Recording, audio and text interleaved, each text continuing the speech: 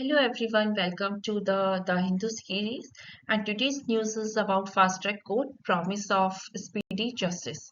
So this article is about have fast track court deliver on the promise of speedy justice. क्या fast track court जो भी setup हुए हैं, क्या उन्होंने जो एक प्रॉमिस है स्पीडी जस्टिस का उसको डिलीवर किया है कि नहीं किया है?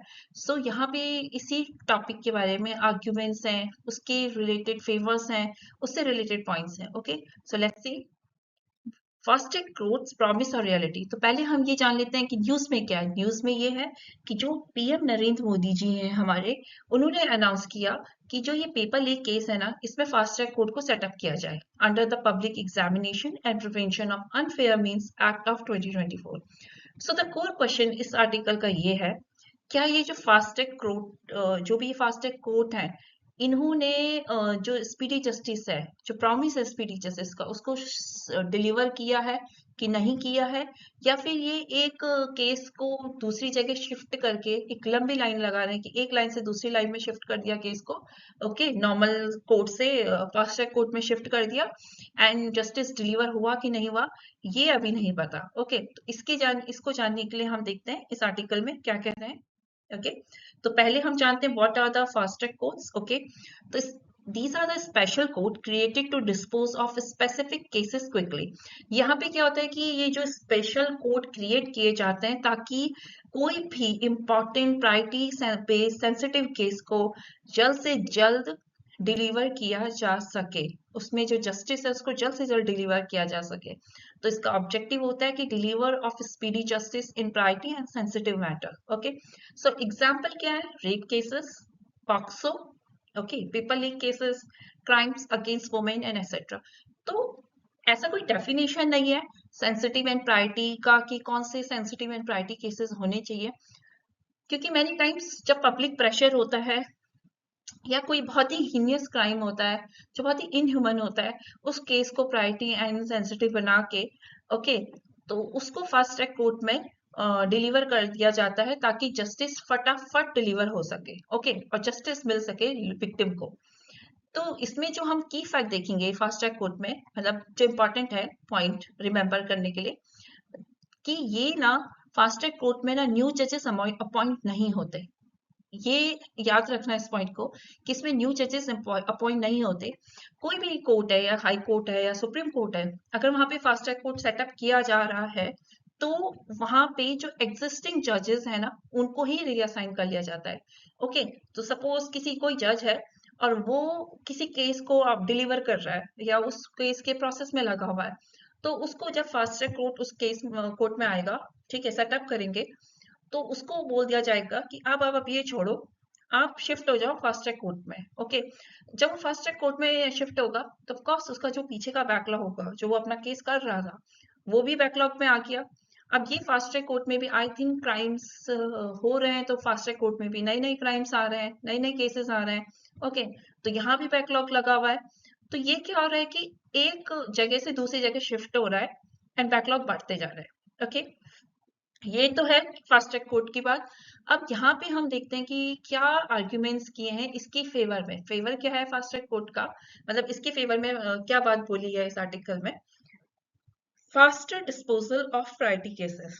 ठीक है, अगर हम फास्ट ट्रैक कोर्ट को सेटअप करते हैं तो जल्दी से प्रायोरिटी जो केसेस होते हैं, जो भी सेंसिटिव केसेस होते हैं, उनका डिस्पोजल जल्दी जल्दी होगा, बहुत जल्दी जो जस्टिस है वो डिलीवर हो जाएगा, जिसकी वजह से पब्लिक कॉन्फिडेंस इंक्रीज होगा.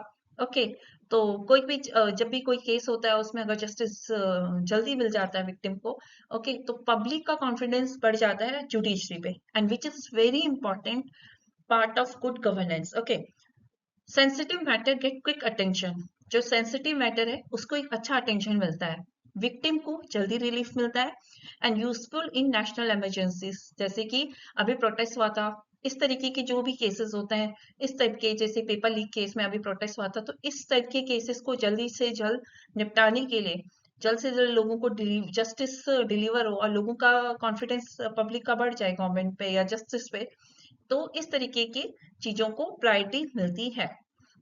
अगर हम यहाँ पे मेंस का टेक अवे देखें कि आप मेंस में इसमें क्या पॉइंट ले सकते हो, तो fast courts improve efficiency for a selected cases but the benefit is very limited. Okay, तो यहाँ पे क्या है कि फास्ट ट्रैक कोर्ट एफिशिएंसी तो बहुत अच्छे से इम्प्रूव कर रहा है, बट वो जो है ना, कुछ सेलेक्टेड केसेस को ही वो फैसिलिटी मिल रही है। ओके, और ये लिमिटेशन मतलब इसमें जो बेनिफिट है वो बहुत लिमिटेड है।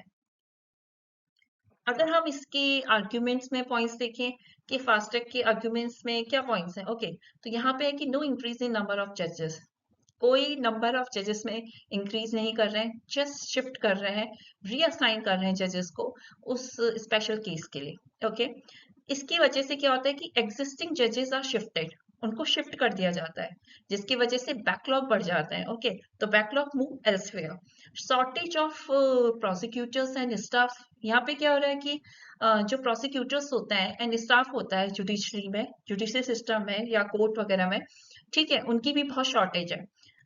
इंफ्रास्ट्रक्चर तो है ही, हमारे जो इंडियन कोर्ट्स हैं उनका इंफ्रास्ट्रक्चर अभी बहुत हद तक इम्प्रूव होना बाकी है, क्योंकि कनेक्टिविटी नहीं है। कोई भी लैब्स में, चाहे वो फॉरेंसिक लैब हो, आईटी लैब्स हो, वो आपस में इंटीग्रेट नहीं है। ठीक है, poor investigation and witness delay, यहाँ पे क्या है कि जो इन्वेस्टिगेशन है वो भी बहुत पुअर है और जो विटनेस है वो भी डिले हो जाता है। फ्रिक्वेंट एजॉर्नमेंट, एजॉर्नमेंट मतलब पोस्टपोन करना, तारीख पे तारीख देना, मतलब आपको अब आना है तब आना है। ओके, तो इस तरीके से जो फ्रिक्वेंट एजॉर्नमेंट दी जाती है ना, ये सारी की सारी चीजें जब तक रहेंगी तब तक फास्ट ट्रैक कोर्ट भी तुम सेटअप कर लोगे, कैसे वर्क करेगा? नहीं करेगा ना, क्योंकि पहले हमको इन चीजों को, स्ट्रक्चरल चीजों को इम्प्रूव करनी पड़ेगी, इंफ्रास्ट्रक्चर को इम्प्रूव करना पड़ेगा, तब जाके फास्ट ट्रैक कोर्ट की भी एफिशिएंसी बढ़ेगी। अदरवाइज चाहे वो फास्ट ट्रैक कोर्ट हो, चाहे वो नॉर्मल केसेस हो, चाहे वो क्रिमिनल केस हो, सिविल केसेस हो, जस्टिस डिले होता ही रहेगा, and justice delay is a justice deny. Okay, so the key takeaway is the fast track court cannot solve a structural problem in the justice system, they only shift the burden। ये सिर्फ कोई, जब तक structural problem solve नहीं होगी justice system में, ये सिर्फ बर्डन बढ़ाता रहेगा। ओके, तो data we must know about this fast track courts is very important, कि कैसे फास्ट ट्रैक कोर्ट्स जो भी हम सेटअप करते हैं, चाहे हाई कोर्ट में करें चाहे सुप्रीम कोर्ट में करें, यहाँ पे 2.45 लाख पेंडिंग केसेस हैं अभी भी। ओके, एंड 2025 में ना 1.4 लाख न्यू केसेस इंस्टीट्यूटेड हुए, मतलब नए केस आए यहाँ पे। ओके, एंड ओनली 66,000 केसेस अभी तक डिलीवर हो पाए हैं। Okay, and about 74 pending cases जो भी हैं, 74% वो क्रिमिनल है। तो सोच लो अभी ये हाल है फास्ट ट्रैक कोर्ट को सेटअप करने के बाद। Okay, and what it means कि जो डिस्पोजल रेट है ना, जो डिलीवरी कर रहे हैं हम लोग फास्ट ट्रैक कोर्ट में जस्ट केसेस की, वो बहुत कम है जो कि इंस्टीट्यूशन रेट से। तो इसकी वजह से क्या हो रहा है, बैकलॉग कंटिन्यू इंक्रीज होता जा रहा है।